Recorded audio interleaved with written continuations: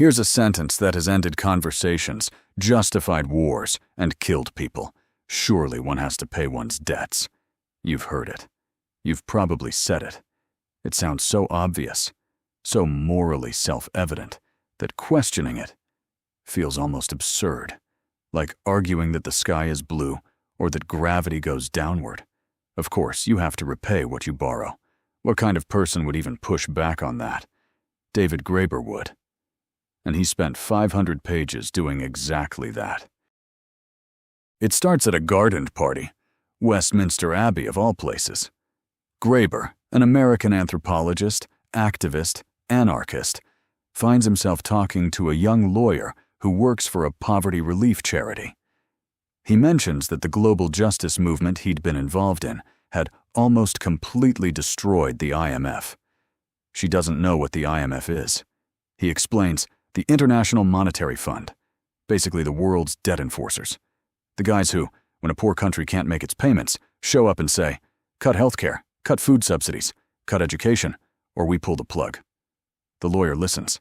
Then she says, but they borrowed the money. Surely one has to pay one's debts. And Graeber realizes something. That sentence, surely one has to pay one's debts, isn't an economic argument. It's a moral one. It belongs in the same category as thou shalt not steal, or a deal is a deal. To even question it feels like moral failure. But here's what's actually wild. He'd been working in Madagascar. A few years before he arrived, malaria had been eradicated from the highlands. Then the IMF told the Malagasy government to cut spending. The mosquito monitoring program got axed. Malaria came back. 10,000 people died. Mothers lost their children. Also that a Citibank loan, one that wasn't even particularly important to Citibank's balance sheet, could be repaid. That's the puzzle at the center of this book. How did debt become so morally sacred that we accept outcomes like that without flinching? How did a financial instrument become a trump card in the game of human ethics? And, most importantly, has debt always worked this way? Spoiler, it hasn't. To understand Graeber's argument, you have to first understand the story economists tell about money. You've probably heard it. It goes like this. Once upon a time, people bartered. A farmer traded wheat for shoes. A blacksmith traded tools for grain. But barter was inconvenient. What if the shoemaker doesn't need wheat right now? So people invented money. And then, eventually, came credit. This story appears in every economics textbook. Adam Smith told it in 1776. It's been repeated for 250 years. It feels true, the way gravity feels true. The problem is, it never actually happened. Graeber is an anthropologist. He knows the field, and not one anthropologist, ever, has found a society based on barter. Not in ancient Mesopotamia, not in indigenous North America, not in tribal Africa, not anywhere. Caroline Humphrey, one of the world's foremost scholars of exchange, put it plainly. No example of a barter economy, pure and simple, has ever been described, let alone the emergence from it of money. All available ethnography suggests that there never has been such a thing. So what did people actually do before money? They used credit. Informal, personal, community-based credit. The Mesopotamian clay tablets, some of the oldest written documents we have, aren't records of barter.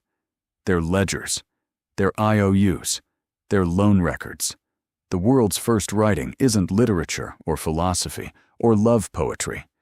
It's debt accounting. Credit came first. Coin came later. And the barter economy is a fantasy that economists invented to explain where money came from, without ever checking whether it was true. Why does this matter? Because the story you tell about the origins of money shapes how you think about debt. If money comes from barter, from free individuals voluntarily exchanging goods, then debt is just a natural extension of that freedom, a neutral tool. But if money comes from states, from temples, from empire, from the need to pay soldiers and collect taxes, then debt has a very different origin story.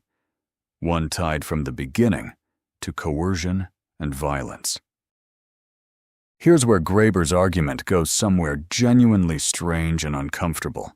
He asks, why does debt feel so morally powerful? Why does the word debt carry such enormous weight? In English, in German, where Schuld means both debt and guilt. In Sanskrit, in ancient Hebrew. Why do all major world religions grapple with it? Why is the core message of Christianity, salvation, framed in financial language? To redeem someone, literally, means to buy them back, to settle their debt. Graeber's answer, because debt is the mechanism by which violence gets turned into morality. Think about what debt actually does. It takes a power relationship, someone has something you need, and frames it as an obligation. The person with power over you isn't a predator. They're a creditor, and you're not their victim. You're their debtor. And debtors, as everyone knows, have an obligation to repay. The moral weight shifts. You're not the wronged party anymore. You are, somehow, the one in the wrong. This is not hypothetical. It has a long history. When France invaded Madagascar in 1895, disbanded the Queen's government, and turned the country into a colony, they immediately imposed taxes on the population to repay France for the cost of invading them. The Haitians who won their independence from France in 1804 were forced to pay reparations to France for 150 years, compensation to the slaveholders for the loss of their property. These are people who owed money to the nations that had conquered them, and the whole world accepted this as legitimate, because surely one has to pay one's debts. Graeber traces this pattern back 5,000 years. In ancient Mesopotamia, in the first written documents we have, we already see debt crises. Farmers borrow seed corn from wealthy creditors. Bad harvest. Can't repay. Lose their land. Then their children get taken as debt pawns. The same story, over and over, and the same response. Periodic clean slate edicts, where kings would cancel all debts and restore people to their ancestral lands. The very first time the word freedom appears in a written political document, in Lagash, around 2400 BC, it's in a debt cancellation edict. Freedom, at the beginning of history, meant freedom from debt. Now here's something that doesn't get taught in any economics class. Over the last 5,000 years, there are two kinds of money that alternate in giant historical cycles. Credit money, virtual, abstract, ledger-based, and bullion, physical gold and silver coins.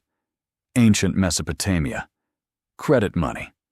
The Axial Age, from 800 BC to 600 AD, the era of the Buddha, Confucius, Socrates, Jesus. Metal coinage dominates. The Middle Ages, 600 to 1450 AD, back to credit. The age of capitalist empires, 1450 to 1971, gold and silver again. And then 1971, when Nixon takes the dollar off gold, back to virtual money, where we remain today. What drives these shifts? Mostly war. Here's the logic. Gold and silver have one spectacular property that credit doesn't. They can be stolen. A debt is a relationship. It requires trust, community, shared institutional frameworks, but a gold coin is a gold coin. It doesn't need trust. It doesn't need context. It doesn't need you to know the person handing it to you. When you're a soldier plundering a city, that's enormously convenient. Graeber argues that coins were largely invented to pay mercenaries. Armies looted precious metals. Governments minted them into standardized pieces and paid soldiers, who used them to buy supplies from local populations. Markets emerged around military camps. This is where the economy as a concept actually begins. Not in peaceful village barter, but in the shadow of swords. In peaceful times, in the Islamic Middle Ages, in Song Dynasty China, in medieval Europe, credit systems dominate. Bills of exchange, promissory notes, bookkeeping. Commerce happens through trust networks, merchant guilds, religious communities, family ties. You don't need coins if you trust the person you're dealing with. It's only when violence returns, conquest, plunder, slave trading, that bullion floods back into circulation. This isn't just historical trivia. In 1450, the Spanish and Portuguese began their conquest of the Americas. The greatest influx of gold and silver the world had ever seen poured into Europe. It financed everything: the slave trade, the plantation system, the colonization of the globe. The age of capitalist empires runs entirely on precious metal extracted by enslaved labor. And then, in 1971, Nixon closes the gold window, partly because the Vietnam War is bleeding America dry, and we enter a new age of virtual money again, which brings us to the world we actually live in. In 1971, the United States dollar becomes, essentially, a debt backed by nothing but U.S. military power. Treasury bonds are the currency of international trade. Countries hold dollars, not because dollars are gold, but because the U.S. has 800 military bases around the world and the most powerful navy in human history. This is the arrangement Graeber describes with unusual bluntness. When Japan and South Korea and Kuwait and Saudi Arabia hold billions in U.S. Treasury bonds, are those loans? Or are they tribute payments, the kind that subject peoples have always paid to imperial powers? The U.S. insists they're loans. But what does it mean that the countries holding the most U.S. debt are also the countries most covered in U.S. military bases? He's not making a conspiracy argument. He's making a structural one. This is how empires have always worked. The language changes. Tribute becomes debt. Conquest becomes investment. But the underlying reality of who owes what to whom is always shaped first by power. Meanwhile, on the domestic level, something strange is happening. The 2008 financial crisis reveals, briefly, just how thoroughly the entire system is built on fantasy. Banks had been selling poor families' mortgages designed to fail, packaging those bad loans with bets on those failures, selling the bundle as a safe investment, and pocketing fees at every step. When it all collapsed, surveys showed that most Americans wanted the banks to be held accountable and ordinary homeowners to be bailed out. Instead, the banks got trillions in rescue funds. Homeowners got almost nothing. In some states, people started going to jail for unpaid debts. Graeber sees in this the return of something very old: the creditor class, protected by the state; the debtor class, disciplined by it. It's not new. It's the oldest story in civilization. And here's the deepest part of his argument. This system isn't inevitable. It isn't natural. It isn't written into human biology or the laws of economics. For most of history, periods of credit money have come with institutional protections for debtors: debt jubilees, interest caps, clean slate edicts. The great world religions arose partly as protests against predatory lending. Islam bans interest. The Bible mandates debt cancellation every 7 years. Medieval Christianity tried for centuries to restrict usury. The current system, where there are global institutions like the IMF, explicitly designed to protect creditors, not debtors, is, historically speaking, the aberration. Here's where Graeber arrives at something genuinely radical. He argues that debt, the kind that reduces human beings to numbers on a ledger, that can be transferred, sold, securitized, turned into a financial instrument, requires a specific act of violence to exist. You have to take a human being, with all their relationships, their history, their family, their name, their community, and strip all of that away. Reduce them to a quantity. Make them an abstraction. Slavery did this literally. Roman law defined a slave as a res, a thing. And it's from slave law that we get our modern concept of private property. Dominium, the Roman word for absolute ownership, comes from dominus, meaning master. Property law is slave law generalized to objects. This sounds abstract, until you realize what it means for how we talk about ourselves. When we say, "I own my body," or "I have a right to my labor," we're using the language of slave ownership applied to ourselves. We're simultaneously the master and the slave. It's philosophically incoherent. But it's the foundation of modern economics. Graeber's alternative is to notice what actually holds human communities together when you strip away the mythology. It isn't exchange, it isn't debt. It's what he calls baseline communism, the simple, everyday assumption that when someone needs something and you can provide it at minimal cost, you do. Not as a transaction, not as a loan, as a human being dealing with another human being. Nobody asks for reciprocity when you give someone directions. Nobody charges for sharing a cigarette. When a building catches fire, people help. This isn't idealism. It's the most observed and documented feature of human social behavior across every culture ever studied. Markets and states are built on top of this foundation. They're not the foundation itself. The word freedom first appears in history, remember, in a debt cancellation edict.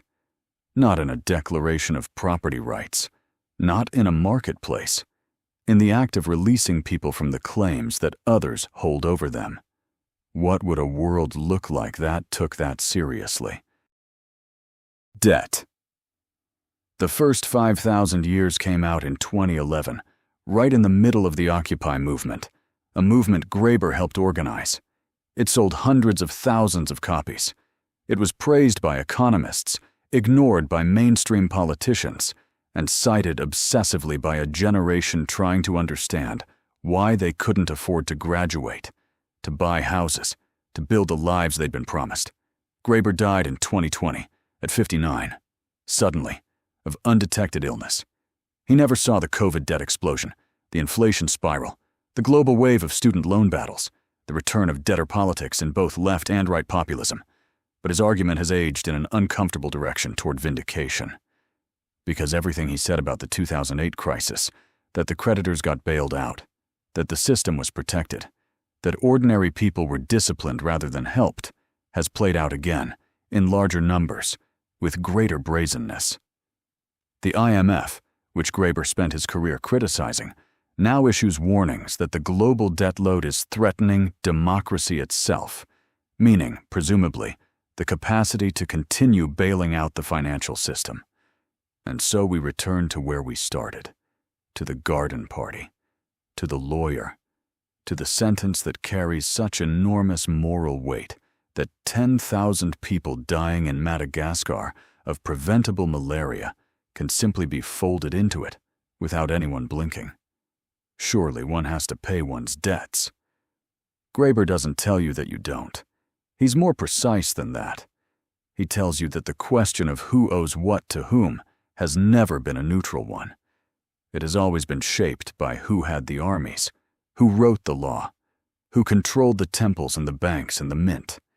It has always been shaped by violence that was then forgotten, reframed as contract, as obligation, as the natural order of things.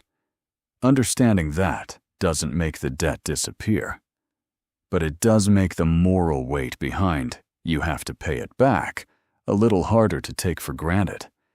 And maybe that's where the conversation actually begins.